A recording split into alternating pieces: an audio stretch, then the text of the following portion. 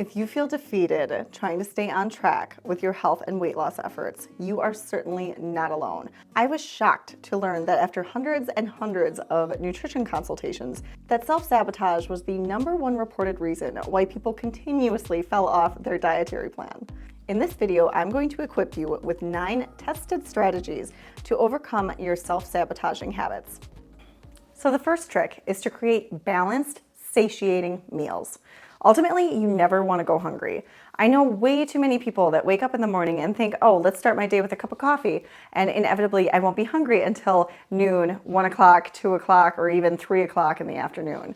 That is never a good strategy because you will inevitably encounter situations in your environment that are going to trigger you to eat those more highly palatable options, particularly the donuts at the morning meeting at work or the breakfast burritos at the fast food joint that you're passing by every time you go run your errands in the morning. So many things can knock us off kilter that we need to feel satiated throughout our day. So starting your day off with a hearty, balanced breakfast with legumes or whole grains and fruit and veggies, this will sustain you into lunchtime. And lunchtime, you repeat. Dinner time, you repeat. But it's important to always have these meals prepared and ready to go ahead of time so you're not scrambling at the last minute. It is crucial to include some kind of starch in each of these meals. That's why I emphasize balanced, because if you don't have that starch component, that is what is going to maintain your satiety factor throughout the day. So some kind of rice, potatoes, squash, beans, these are all wonderful starches that you can rely on and know that will keep you feeling full well after you've had your meal. Acknowledging that our environment is simply not suited for our biology at this current point in our history is very, very helpful to keep in mind because we are animals. We are going to get off track from time to time when we are surrounded and bombarded with all of these different artificially engineered foods to hyperstimulate our senses and keep us addicted to these highly processed, low nutritive foods. And just know that if you do give in to temptation, just get right back on track the next moment. Not the next day, not the next week, not next Monday. Just start now. So what if you had a little setback? Particularly, these tend to happen at the end of the day. So just be wary of that your willpower is actually finite. So it will dwindle. By the time you get to the point in your day where you have just had it, you're sick of looking at all the cookies and cake and pasta and whatever it is that you see on a day-to-day basis at your home or at your work environment. Sooner or later, sometimes we just give in and it's unfortunate, but just know that you're human. Get back on track and everything will fall back into place. The second strategy is to anticipate setbacks. These are real. These will occur from time to time throughout your weight loss journey, and it is okay. You don't have to feel like a failure. You don't have to feel like this is never going to work for you. This just isn't the right diet. It's not that kind of situation. It's so easy to fall into those kind of victimized cracks, but it's unnecessary. This is not your fault. None of us were meant to deal with this situation. None of us were meant to deal with this problem. This is not a normal problem. This is an artificial problem created in laboratories and carefully manipulated in a way that will most highly stimulate every sense of our body. Foods are even made to be more hot or cold than other foods in order to stimulate those type of sensory responses in our innate systems. Not to mention the bliss point for sugar and salt and all those other fatty ingredients that are added to these pseudo foods nowadays. So just be gentle with yourself and get right back on the wagon. If you enjoyed that last tip, make sure you give this video a thumbs up. It really helps to support my channel and push it out to more viewers. Thanks, guys. The next strategy is super easy. Stay hydrated. Now, this might be easier for some people than others. I love water. I could care less if I never drink anything but water for the rest of my life. Yes, this is sparkling water, but beyond that, everything I drink is plain water. Again, we are animals. We are meant to drink water. I don't know why people think that they require some kind of treat every time that they put something in their body. Like, this is nature's perfect design. Everything about this is meant to be inside of us. Now, those other options in the grocery aisle may not be as such, especially anything containing those natural flavors. That always freaks me out. What the heck do they mean by natural flavors? That could literally mean anything. There are no regulations around that term. So a good rule of thumb is to start with 1 to 3 glasses of water right when you wake up in the morning. Not coffee, not tea, not any other kind of beverage, not an energy drink, heaven forbid. Those things are straight poison. We take this stuff for granted so much. Imagine back in the day when you would have to go find a stream that wasn't surrounded by a bunch of predators or something, or another tribe that was keeping you from having your essential macronutrient. Why is hydration so important? If you are dehydrated, you are a million times more likely to get off track. You will inevitably misjudge, miscalculate, or completely misinterpret your dehydration signals for hunger signals. Dehydration is also the #1 cause of cravings. So if you can keep your system completely hydrated at all points in time, because it is essential for every cell in your body to have a decent amount of H2O in them at any point in time, then you can rest assured that you will likely stay on track with your healthful dietary habits. So a lot of the people I've worked with over the years have had a consistent issue with nighttime snacking. So this is very easily overcome. You can do one of 2 things. #1, just go to bed. Your body's probably trying to tell you that you need rest instead of snacking. If you're feeling fatigued or out of sorts, or you just need to lay down, just go lay down. It's probably time to just go to bed. And there's nothing wrong with going to bed early. There's something very odd about our society that thinks that like you should get some sort of badge of honor if you sleep less during the nighttime, if you only get a few hours of sleep, but you're still up and going. That should not be celebrated. That should be a cause for concern. It's time for you to get some rest before you become ill or, adopt some other form of disease that we don't want to be passing around, especially at this point in time. So put it in your schedule, set some kind of timer, whatever you have to do. Just know that you should start winding down at an earlier time in order to actually lay in bed and get ready to fall asleep earlier. This way you'll have a larger allotted time frame for you to get quality rest. Instead of just giving yourself that 7 to 8 hours, give yourself 8 to 9 or even 10 hours on the clock to make sure that you will inevitably wake up from time to time and have some sort of bathroom break or go get some water or whatever it may be. You will wake up occasionally throughout the night. So give yourself a grace period where you know that you will be able to incorporate a longer and better quality sleep during the nighttime. Research actually shows that our ability to refrain from these more highly palatable foods at night is very, very difficult and unlikely. So you are way more likely to give into these sort of like junk food snacks at night than you are during the daytime, because just like willpower, our ability to manage and maintain our internal drives to these foods is very difficult to control, especially when you're not well rested. Our hunger drive also revs up when we're overtired, so even more reason to get quality sleep at night. Sleep is one of the best things you can do for your weight loss anyway, so just hit the pillow, get a decent 8 to 9 hours, and you will feel a million times better in every area of your life. It's not just about weight loss, it's about health. If you don't have your health, you seriously don't have anything in life, so take very special care of it.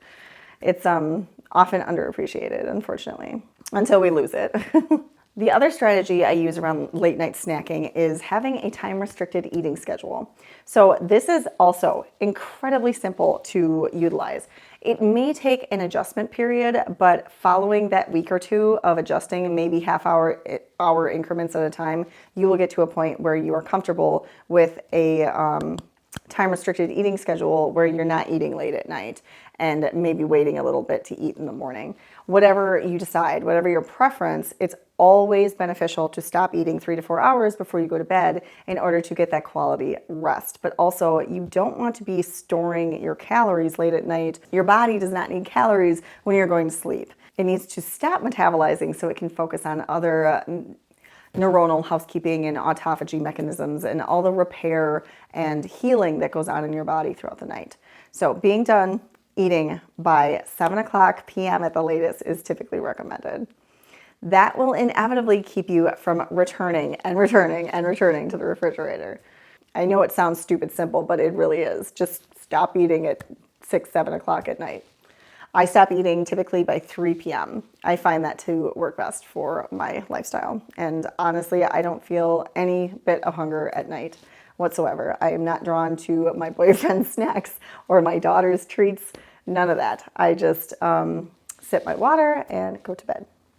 The next strategy that is also super easy to implement is maintaining some sort of ongoing exposure to plant-based media and education.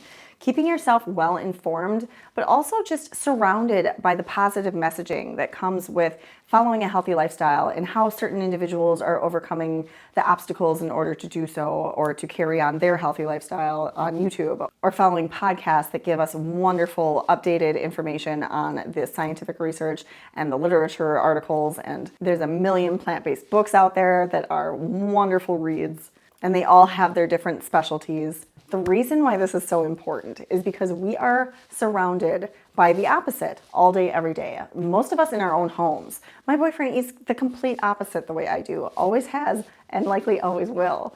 And that's fine, that he's on his own journey. But for me to be surrounded by that 24/7, it's really difficult for most people to stay on track with their healthful habits in that sort of environment. But I have done this long enough, and I have had setbacks and come back and setbacks and come back. And I've developed enough helpful strategies to maintain my healthy lifestyle, mainly by following what I'm providing to you in this video. And maintaining my plant-based nutrition, updated education is definitely a part of that strategy. I know everybody's pressed for time, but you can even do this while you're exercising. Just listen to it on your headphones, or instead of watching TV at night, you can watch a documentary. Some of those are getting rather cinematic, so it's potentially something that even your family would enjoy watching with you. Aside from that, you can listen to podcasts in the car. There are so many ways to optimize your time that you might not be utilizing as efficiently right now. Or maybe you just need to reprioritize. All right, this next one cannot be underemphasized, and that's regular stress management. We become so broken down and so self-defeating when we are not taking good care of our mental space. So this can mean a number of different things for individuals, whether it's journaling or yoga or exercise in general, or spending time with loved ones, or reading, listening to music, painting, playing a musical instrument. There are so many different ways for us to stay in touch and stay balanced throughout each day.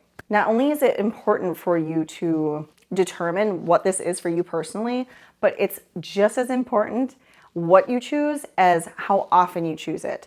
This needs to be done regularly. Every single day, you should incorporate some kind of stress management, whether it's 10 minutes or 5 minutes or an hour, whatever it may be, it needs to be regular. Otherwise, it just is not effective. So many of us are workaholics and overachievers and go, go, go, go, go, and don't stop for a second to think to take care of ourselves in the same way that we take care of others, whether it be family members or friends or coworkers. So many times we forget to take care of our own situation and our own bodies before we try to provide for other people. And when we do that, we're really not as helpful as we may think that we are. And I'm guilty of this as well. That's why I'm smiling. The sooner you acknowledge that you're not 100% without incorporating proper stress management, the sooner you can get started and find what really, really works for you. Personally, I love to exercise. Every time I can do that outdoors, the better. I meditate every day. I try to journal most days of the week. I also absolutely love to read, and spending time with my daughter is by far my biggest hobby. So those are some of the things that help me maintain my positive attitude and outlook. It's so easy for us to self-sabotage any of our efforts in life when we are constantly bogged down by too many tasks or feel completely overwhelmed by whatever circumstance we're in at the moment. But this is very perspective oriented. So if you can just kind of take a step back and regain perspective and acknowledge, like, okay, maybe this is just myself putting my own mind through this right now. Maybe it's not as bad as it seems. Maybe I could chill out a little bit. Maybe I could sit down and meditate for 5 minutes and then, clear my head. Sometimes that's all it takes, and then you don't reach for that donut or that cookie or that French fry, whatever it may be, on the way home from work or on the way to daycare or wherever it is that you happen to be throughout your day. I know this next strategy is going to seem a little extreme to some people, but it is anything but when you actually implement it and realize how helpful it is. And that is abstinence versus moderation. So what I mean by this is so many people feel that they can have a little bit of this or a little bit of that as long as it's in moderation. What the heck is moderation? That means something different to everybody. And the more we open up that threshold of moderation, the more we tend to slip back into old patterns. So if you just refrain from giving yourself that option at any point in time, you never have to worry about how much should I have? Is this one of those occasions where I have this item, or do I not have this item because I had this yesterday? Or so much mental gymnastics that goes into determining whether or not we should be giving into this exception in a particular day or that exception on another day. It's so much easier to just, no, I'm not going to eat it. That's not for me. That's not my food. That's not something I'm even interested in eating. If you give yourself that grace of just allowing that finite point, that drawing the line in the sand, it's so much easier to go about your day knowing that you don't even have to let your mind go there. You don't even have to rationalize and justify and try to explain away all the different reasons why you deserve to have something or why this occasion is super special so you should be allowed that cookie or whatever. Like, we don't even want to give ourselves that self-talk like, I'm allowed to do this, I deserve to have that. All it is your brain trying to tell you that it's not ready to change. It wants that super stimulating thing in its environment. But you just say no and go back to doing what you were doing. And the more you teach your brain that this is the new behavior, the easier and easier this gets, I promise. You just have to be consistent long enough for those new neuronal pathways to create a deep enough groove and get away from those old patterns of neuronal activity that it's a new norm. And you go on about your day. Another major area of self-sabotage tends to occur frequently on the weekends. So we have this wonderful structure during the weekday where we get up, we do our morning routine, we have our breakfast, we go to work, we come home, we do this, we do that. And then by the time Saturday gets here, we're like, now what? But it doesn't have to be that way. You can maintain your structure on the weekend just as easily as you do it on the weekdays. Your workload doesn't have to dictate how you run your life, and it shouldn't, right? So as soon as you get to the weekend, you get to decide exactly what to do in your day. So just start a routine and stick to it. Get up in the morning, do your same morning routine, but maybe tweak it a little bit, depending on the more leisure time you have on the weekends. Or if you work on the weekends, then this, probably isn't an issue for you. But whatever day that you have off, it's still important to maintain some sort of structure so it's not like a free-for-all by the time that you get there. I've worked with so many people that are 100% on plan all week long, and then they get to Saturday and they're like, crap, now what do I do? And they just kind of throw their arms up and go back to old habits. That tends to be what we do in those moments where we feel like, well, now what? Like, I didn't have something planned ahead of time, so now I'm just stuck to my own devices, so I might as well go back to my old behavior. That's what we do subconsciously. Nobody actually thinks that, I'm sure. But subconsciously, when we get to a point where we are throwing our arms up and we don't really know what direction to go, we will inevitably default to our old behavior because that's what's already in place. The sooner you can start a new routine and you can get on that path, just like in the last strategy, you create those new neuronal pathways and make them stronger and stronger and stronger each time that you carry out that behavior, that by the time you have a month, 2, 3 under your belt, you have well established a new routine and structure on the weekends. Many people actually use this time as some kind of excuse to go crazy and drink alcohol and have all sorts of treats and off-plan kinds of foods and go out and dine when they otherwise wouldn't during the week because they're on plan. It's like we just have some sort of switch in our minds that think, oh, now we're not working, we have all this leisure time, we should fill it with all of these self-rewarding behaviors. But that's a very strange way of looking at your life when you are trying to maintain your health and your happiness and your longevity. So just maybe start shifting that mindset a little bit and you will find that this gets pretty easy to maintain. The last thing I'm going to talk about in this video is honesty and awareness. Being honest with yourself through this process is crucial Because if you continue lying to yourself, saying that you can handle something when you really can't, or this area really isn't as big of an issue as it is, or I only gave this exception once or twice last week and that's okay. If you don't build awareness around those weak points, it's very difficult to work on them. So first, just sit down and be honest with yourself. Can I do this? What am I doing wrong? What point in my day am I consistently making this not so healthful decision? So the more you build awareness around this issue, the more you can put a spotlight on it and come up with some problem-solving methods. This allows you to objectively tackle the problem instead of looking at it from an emotional point of view where it's, super difficult to recognize our flaws or our shortcomings. And most of the time, these aren't even personal. These are just the inevitable outcome of living in an environment that we're not designed for. We are going to be drawn to these foods time and time again, and it's very difficult not to succumb to them once in a while. For some more than others, it's very individualized. So again, recognize what's not working and determine how you can improve it. It's that simple. Create strategies and plans around that specific situation. And if they don't come to fruition, then regroup and come up with a new plan. And if that doesn't work out, come up with a new plan. Experiment and test this until you come up with something that is consistently working for you. I know there was a ton of information in this video, but I really hope you enjoyed it. Make sure you subscribe if you want to hear more about whole food, plant-based nutrition and how it pertains to weight loss. And I will see you in the next one.